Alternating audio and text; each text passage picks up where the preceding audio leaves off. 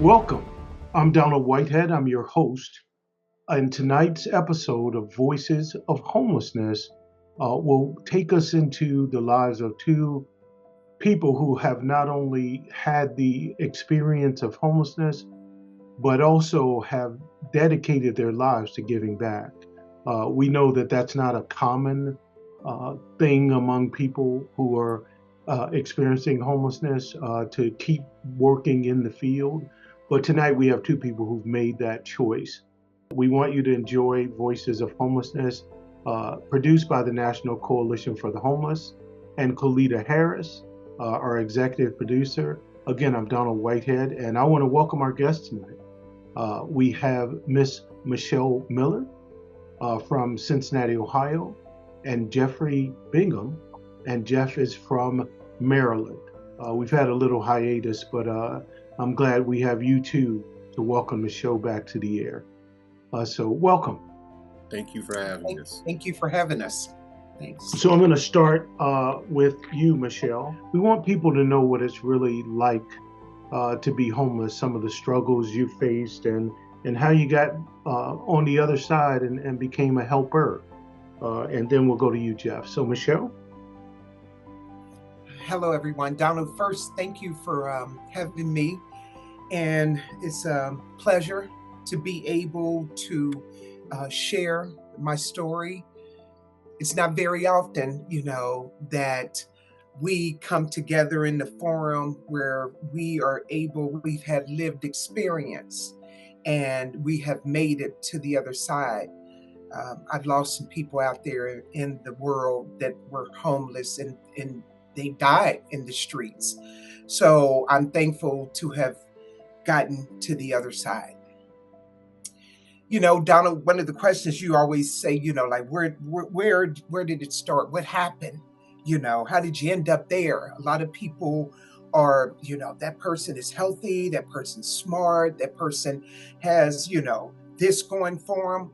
But what happens is that, we make some choices along the path that takes us for twists and turns in our lives.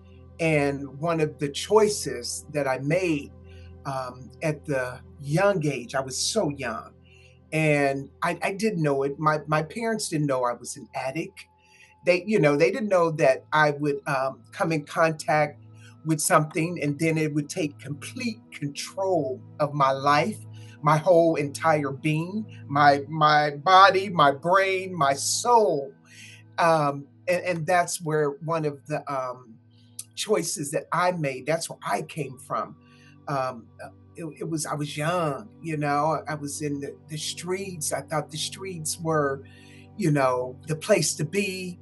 We were out there and hoping that, just trying to find our way, and somebody offered me something.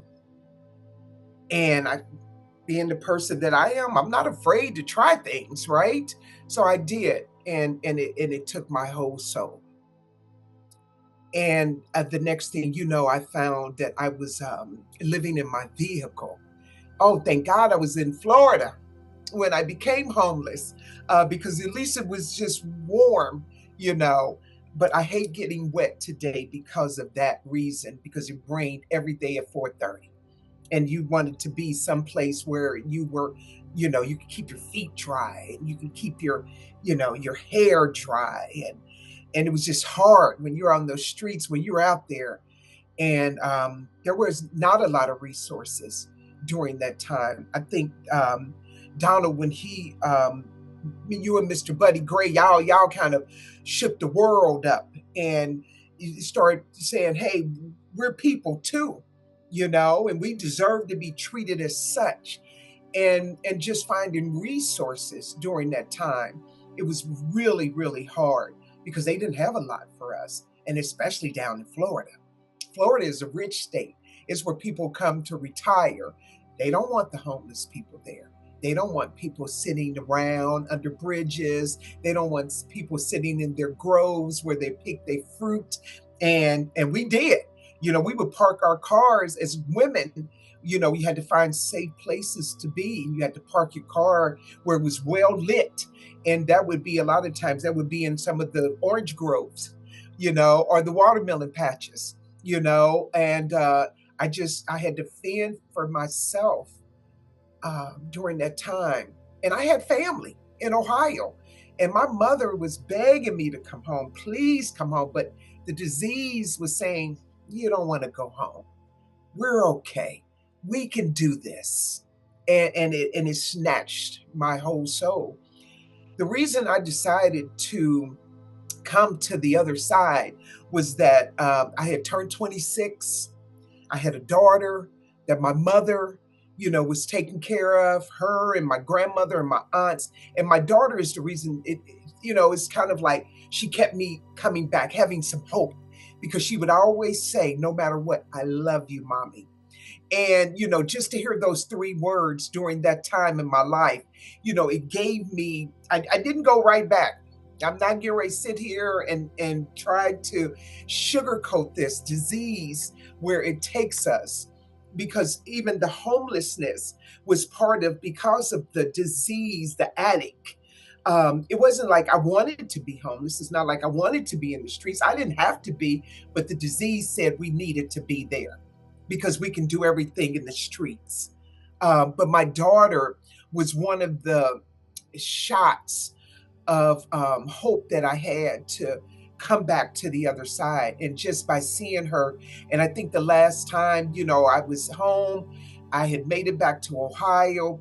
And my mother was like, you have a home, you're here, we got you. But it took me 3 years to come back home. I was in the streets for 3 whole years. A woman that was, scared to death. I was so tired and exhausted when I got back because I didn't get a lot of rest. You can't rest in the streets. You got to keep one eye open, you know? And then it's hot as heck in Florida. I had to keep the windows cracked. People could, take a hanger, try to get in your door. It was just so many obstacles and so many frightening events that I had to live through. But when I made it back to Ohio, I promised myself that if God brought me home, I would turn my life over to God. And he brought me home. He got me home. My mom and them wired me money. I filled up my tank. I drove home in the same vehicle that I lived in. And I still own that vehicle today. I can't get rid of it. Wow. That was my house, and she runs beautifully, I mean, I still own the same vehicle. I haven't even thought to buy another vehicle, that because that has, it's humbled me, and it's kept me in reality. Like, you can end up living here again if you don't do the things that you need to do. So I'm back in Ohio. I'm getting in a treatment program. And I was like, I told the people, like, I really don't need this treatment program. I went in, I signed myself in. I wasn't court ordered. I wasn't made to go in. I signed myself in. And after 2 weeks, I felt like I was running the program. And they said, we're going to ask you to leave, and I got kicked out of treatment. But I promised myself, and that was December the 12th, 1989. When I hit that street, I said, there is nothing in this world that will ever make me pick up drugs again. And that was my clean day. I started counting my clean time from that. And that's been 35 years that Wow. I've been on this side. Um, where I'm at today is because I am an advocate for homelessness. I I I stop, and I have a partner. He just doesn't understand it, because I hand out ponchos, I hand out umbrellas, I'm always handing out food, I'm handing out water, and now he's doing it, because in the first few years he kind of like, man, these people, and I'm like, I'm one of those people, right? And then now he understands. Now he's buying shoes and putting shoes on people's feet in the dark of winter. I want to share this, and then I'm gonna be quiet and let Donald ask some questions. But I want to share this, that someone, some many years ago, they gave me this, and they said that the nights are so cold, like ice. and nothing comes without a price. Cardboard beds to sleep on, and no home they come from. The nights of busy cities, they go unseen, every day with the same routine. It's lonely out there for them, nothing to eat for dinner again. The nights they go to bed starving, their lives only just starting. Gold coins are given here and there, but most just come and stare. The nights so quiet you can't hear a squeak. Together we can help make them less weak. Every day it's hard to be brave, to sustain more than save. The night and the feelings of longing, no house, no belonging. Their stories are not rare, with little hope, but much despair. The night as dark as the color black. If we come together, we will make an impact. So let's stand hand in hand and make it right. And we will bring hope into the hardest night. And that's the reason I do the work that I do. Hand in Awesome. hand, standing together. Beautiful, beautiful. Your story is beautiful. It's powerful, and so was the poem. And we're going to ask some questions in just a second, but I'm going to give Jeffrey a chance to tell us about himself. Jeffrey, you want to tell us a little bit about your story? Yeah, I appreciate, again, the privilege of actually being able to share and hopefully make a difference in someone who will be listening or watching this. My bout with homelessness began at a very late age of life. Um, I was in my early 40s, and I had been, it's kind of touching for me to share, so just give me a moment, but I had to deal with my mom going through a terminal disease.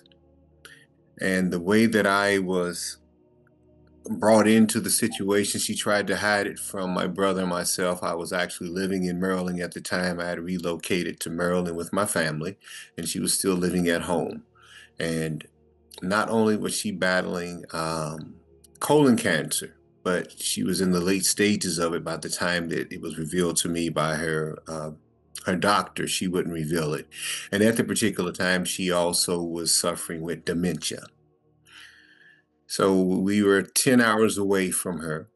Uh, I was a international customer service manager for one of the largest shipping companies in the United States, and I was traveling the country, and I'd get these phone calls that someone had broken into my mom's house. And I would either drive home or fly home, whichever one was the most convenient at that particular time to check on her. And it was more of her dementia. So, not only dealing with raising four kids, uh, had a household to take care of, and two dogs, and also a very demanding job. But now I'm dealing with the deterioration and the eventual loss of my mother. After 3 to 4 years of dealing with this, I was able to actually get her moved into the Maryland area. And I got the phone call one morning that this would probably be the last day that you would see your mother. So it would be a good time for you to bring the kids and the family up here to say your goodbyes. So I brought the kids up. They said their goodbyes. And I held my mom, and she literally took her last breath in my arms. And I closed her eyes. At that particular time, mental health was something that was not talked about, especially in the community that I was brought up in. So I didn't deal with it well. My way of dealing with it was to dive deeper into my job, to make sure that the services and everything was taken care of for my mother, make sure that the family was doing well, but I never looked after Jeff. This eventually led me to substance abuse. I returned back to an old friend of mine that I used to indulge in college. And this time, when I revisited that particular substance, it was no longer a party drug, it had turned into an addiction. So, for about a year and a half, I was a functioning user. Eventually, everything fell apart like it always does. I still hadn't reached out for any mental health. I was also starting to deal with some anger management issues, not really understanding what that was at the time. Lost the family. One thing led to another, lost several jobs at that particular time, and actually got into some legal trouble. When everything was said and done, it was me in a suitcase walking the streets of Capitol Heights, Maryland. I did that for several months, still fighting any type of assistance. At that particular time, I was sleeping on the benches in Eastern Market by the metro station, and I still had a little bit of income left in my pockets, and I would ride the trains in the daytime until the night came, until the train stopped running. And I would call the local shelter um, every day, which did not have a bed. And when I say call the local shelter, I said that for a reason with emphasis, because Prince George's County, being one of the largest counties in the United States and one of the wealthiest, had only one men's shelter, and still today only has one men's shelter, and it only has 36 beds. So after trying to get into the shelter for a very, very long period of time, I would sleep on the park benches, of course, with one eye open, and to either watch for not the other homeless people that were around me, but the people who brought violence and other type of concerns to those who were unhoused. And between them and watching the rats run by, I finally prayed, and my prayers were answered, and I was given a bed in the shelter. And I just knew that this was the turnaround for me. This was the opportunity for me to finally get back on my feet to turn things around. So on this November the 10th, 2010, I says, I'm done. I'm going to give up this substance. I'm going to put my faith in God where I should have been. And I even quit smoking. I did all that on the same day. And I says, I'm going to recapture my life. I didn't realize that a middle-aged man who graduated magna cum laude from his college would find it almost virtually impossible to become employed again, or at least at the level of employment that I was looking for.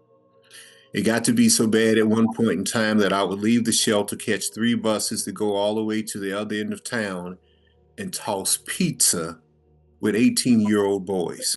And literally, it got to be so bad, it took me about a year and a half to actually leave the shelter.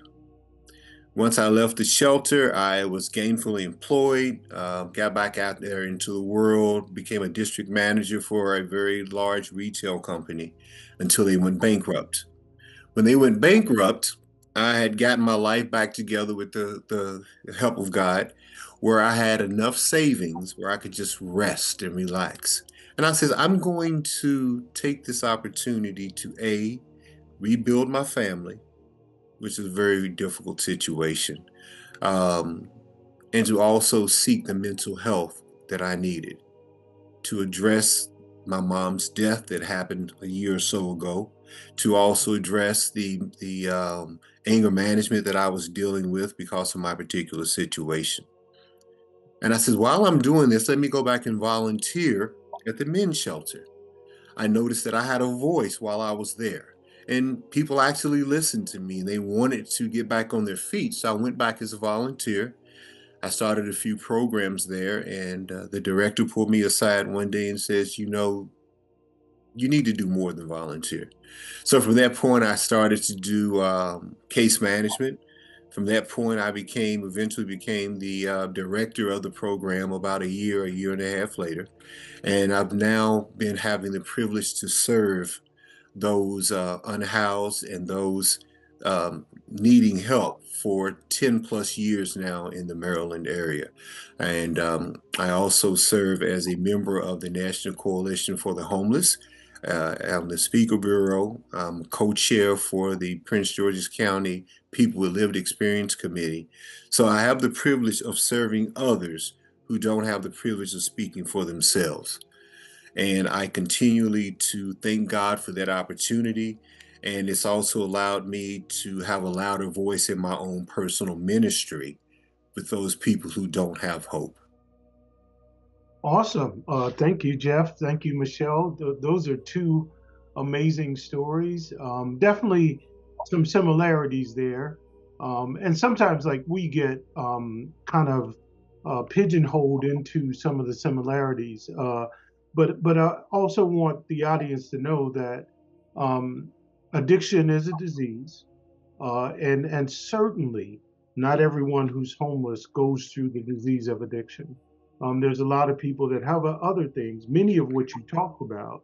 You talked about the separation from family, which is really, really critical. The loss of a loved one, especially a parent, is one of the hardest things to overcome.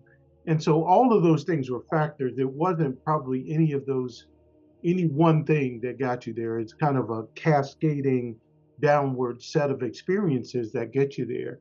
Um, you know, I, I, I really want to talk about your stories, but I also want to interject some kind of modern day issues into the conversation. So we have Congress right now, and they're making decisions about the lives of other people who are experiencing homelessness or people who aren't there yet.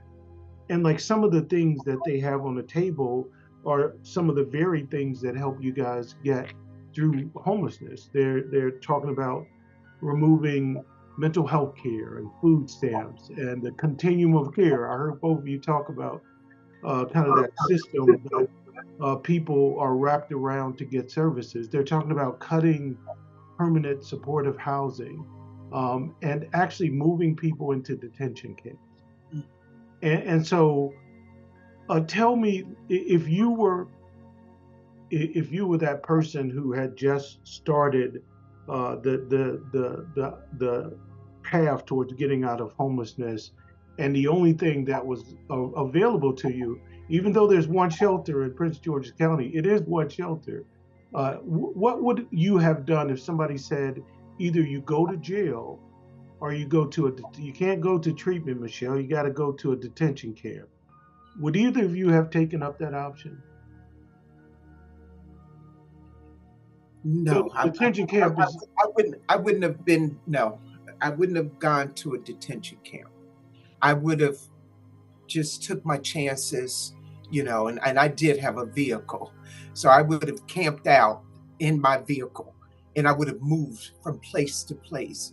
Just that thought alone, just being group, you know, um, corralled, so to speak, in a place where people don't look at you as a human being and not taking any human factors into that you are a human being, you have feelings and you have family and you're trying to get back, to a place.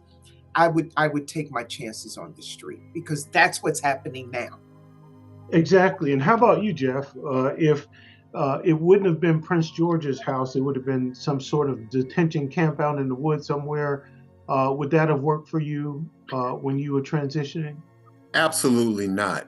No one wants to give up their freedom.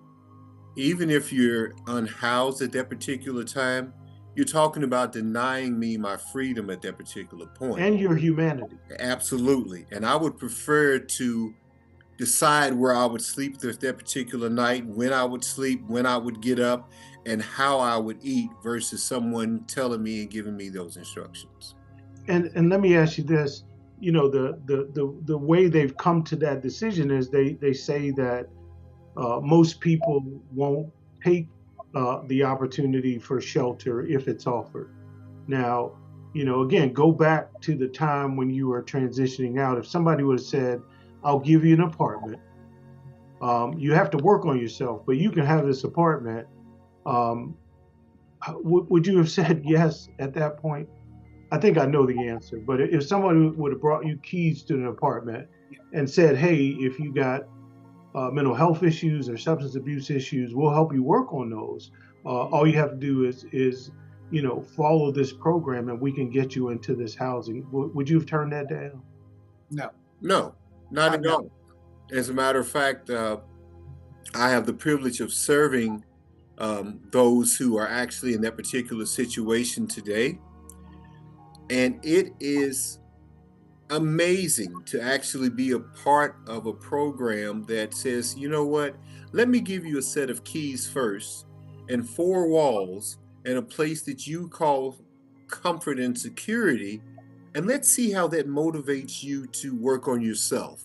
And to actually see that coming to fruition for so many people and to see the difference that that makes in their lives, to have a set of keys. Yes. Does it work? Absolutely. I've seen it time and time again over the last 10 years.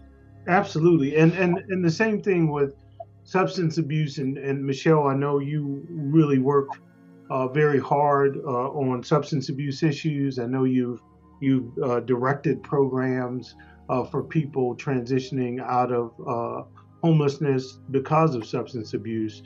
Now, and probably some of the people have gone to, say, Section 8 or permanent supportive housing. So one of the other things on the table is that I don't know exactly where either of you went. Like the first, for me, it was actually a permanent housing program. Hmm. But now the idea on the table is that there be a 2-year time limit on that. Yeah. So whether it's people transitioning from homelessness or either even people with low income housing issues, um, do you think 2 years is long enough to be able to get back to self sufficiency in any No. of this program? No. And let me just, the reason I say that so quickly is because, I have directed different programmings, and I've every case manager that I worked with, I would give them the book Housing First, Hmm.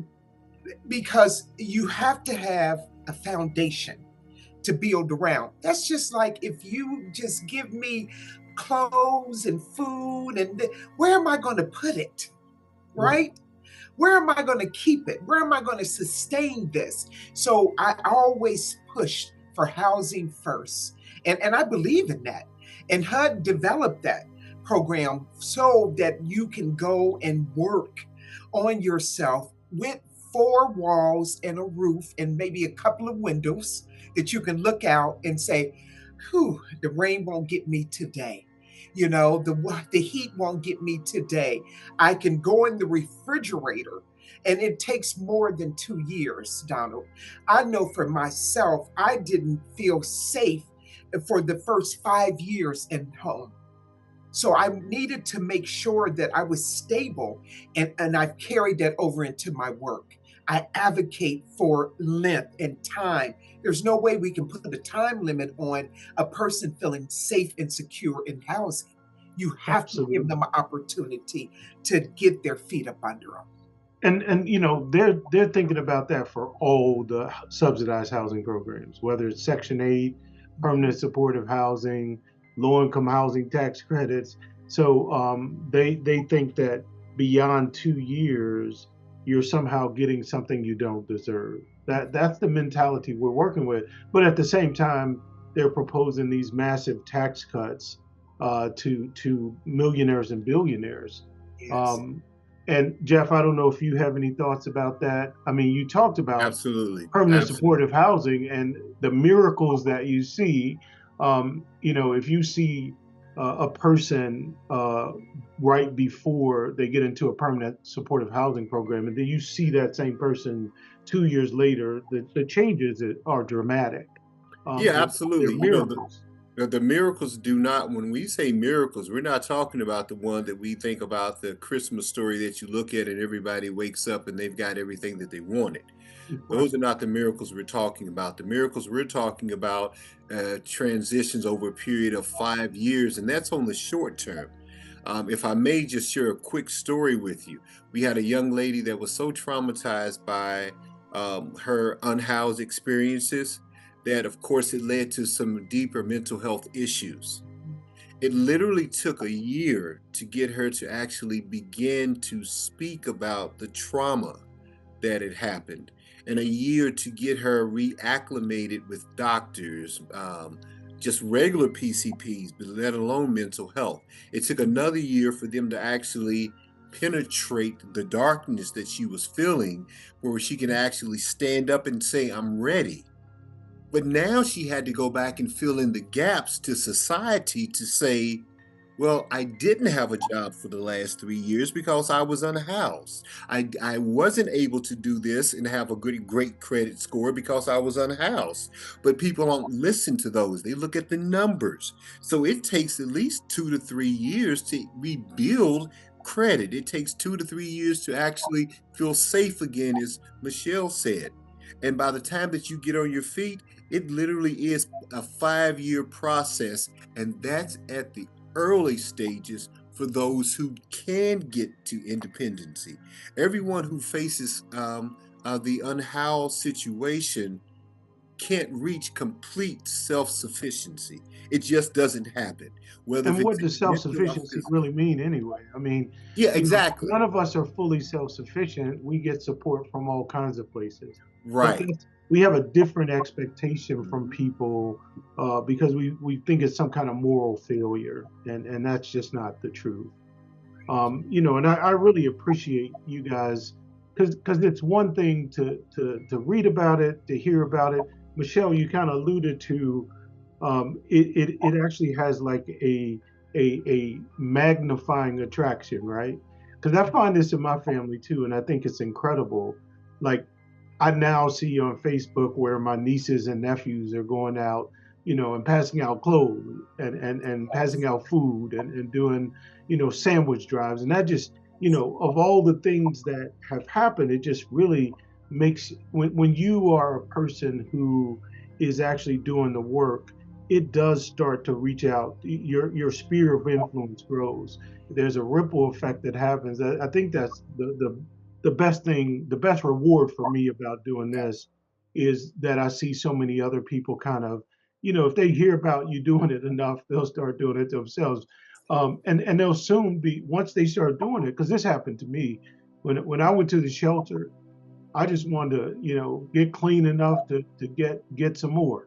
That's what I wanted. I wasn't thinking about the long term. I didn't care about giving back to society. It was ways and means to use. That's what it was about. But once I started to see some of the people and started to get that information, it was just an attraction that I couldn't get away from. And it sounds like that's the same thing for you guys. Yes. And I know you are also doing stuff. I know you guys are both humble, but you're also doing stuff on a national basis and kind of helping to make sure that that voice of lived experience is infused at all kinds of levels. So tell us about some of the other stuff that you're doing out there in the community beyond your day to day.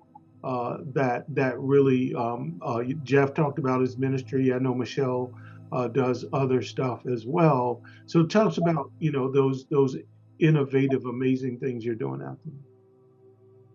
Well, I know for myself, like I went back to barber school so I can give free haircuts.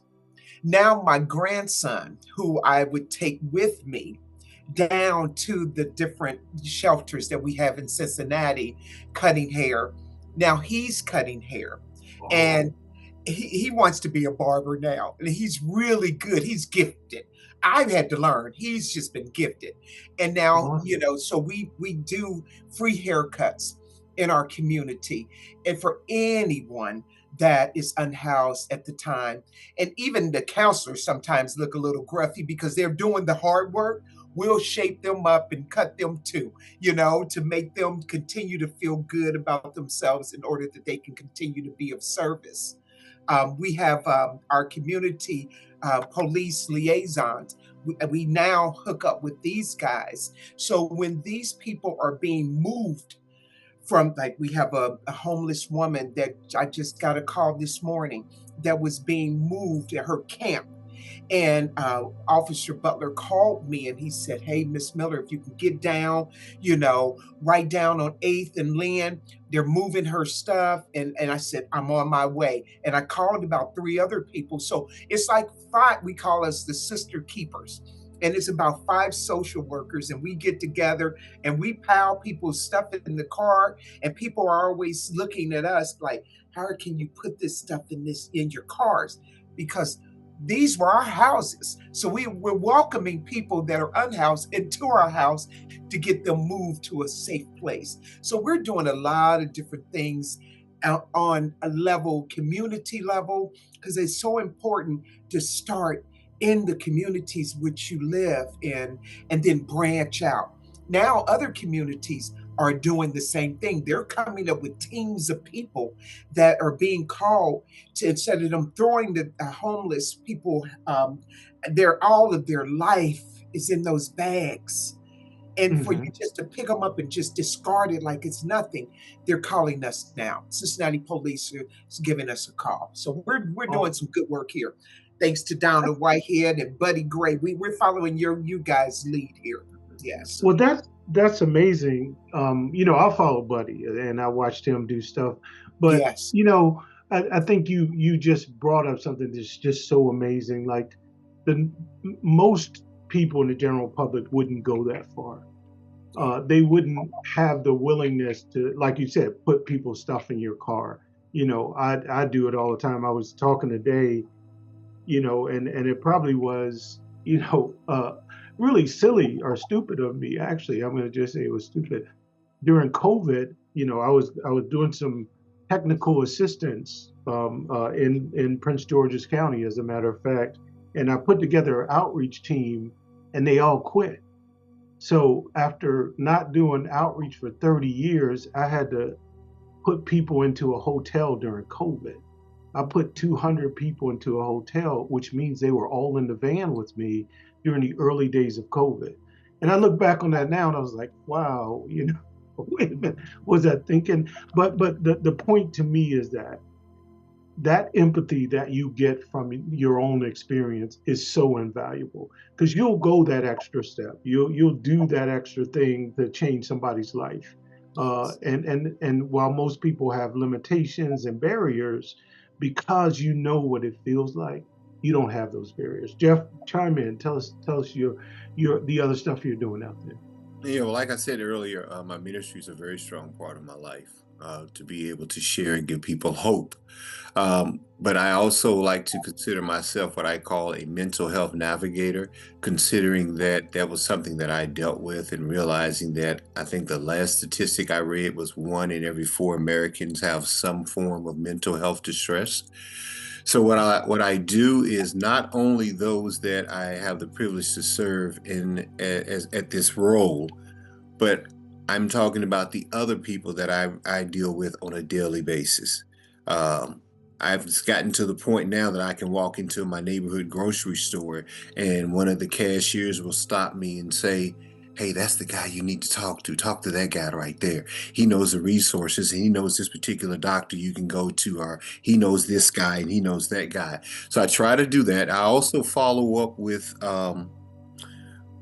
people from my past, and I follow up with the next generation. And what I try to do there is, once someone is experienced being unhoused, it just doesn't affect them. It affects the people around them and the generations that follow them.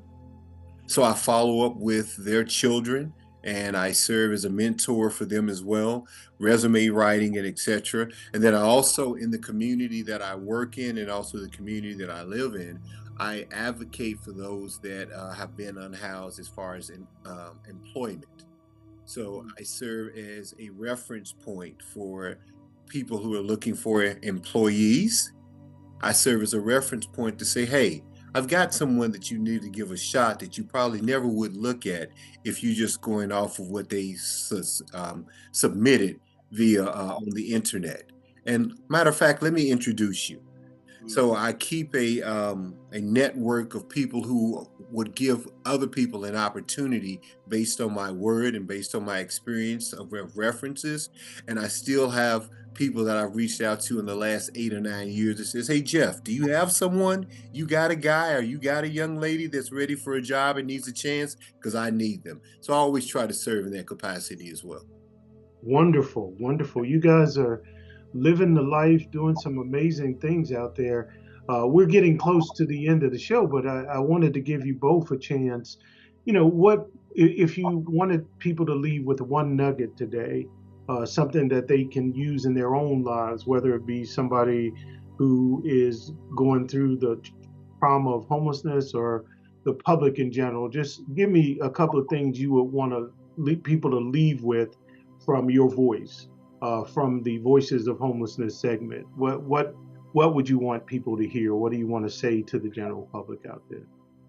I know for me, one thing that I love to carry is this one statement is I never allow anyone to define what my success is. And so many times, because we all stumble and fall short at some point in our life, and we allow society to tell us what a success is. So I never allow anyone to tell me what my success is, and I never want anyone else to allow someone to tell them what their success is. In regards to this particular subject, not, and I repeat, do not feed into the stereotypes that many people have about those who are unhoused. If you want to know the truth and how you can help, there are so many agencies out there. Just start looking, whether it's the National Coalition for the Homeless or your local Department of Human Services. Find out how you can help and find out the truth. Thank you. Meshelle. Thanks, Jeff. I just want to piggyback off of Jeff. My grandmother used to always tell me when I was growing up that you always leave something better when you leave it. If you find it in a particular way, always leave it better in all good intentions toward anyone that you meet. And I've carried that throughout my life. And I believe that, when we see people that are standing on the corners, we hear the stories that they're perpetrating. They have nice cars around the corner. They have big homes in the great areas in our cities. Do not believe that. There might be one or two around that's doing that, but trust and believe me, it takes a lot of humility to stand on a corner and ask for help. And we've stood on corners. I know I've stood on corners and asked for help. Can I just have a few dollars? I just need something to eat today. So if you take nothing else from this, leave knowing that there has to be a human factor. There has to be some compassion, and you have to have some empathy for all those that you come across that's standing on the corners. Thank you, guys. Well, thank you. And it's been such a pleasure. I've known of you or known you guys for a long time, and I just appreciate what you do. And just want to thank you. And I was on a webinar yesterday, and they ended the quote with, um, there's a lot of talk about uh, these misconceptions about homeless people, and we have to continue to resist those. But the quote was, "Your existence is the resistance. Mm. Your existence is the resistance." And my other quote, Jeff, I have to use this when I do have a definition of success. It's Booker T. Washington's. Success should not be judged by one station in life, but the obstacles they had to overcome to get there. So that is the true definition of success. And you both are a definition of success, and you are the resistance. Your very existence, you have done so many amazing things. I thank you for being here, and I thank those of you that are listening. You often hear about who's homeless and what homelessness is about. You heard the true voices of people with this experience tonight, and we hope that you'll find a way to use your sphere of influence to make a difference, because it does spread like a ripple. And you'll be able to get more people involved in making sure that nobody has to die on the streets of the richest country in the history of the world. So we thank you for being here. This is the Voices of Homelessness. I'm your host, Donald Whitehead. If you'd like to reach out to me, reach out to www.nationalhomeless.org, or you can reach out to info@nationalhomeless.org. We will return your call. If there's anything we can do to help, we'll absolutely do that. We thank Colita Harris, our producer, for being here tonight, and we thank all of you. And remember, your existence is the resistance.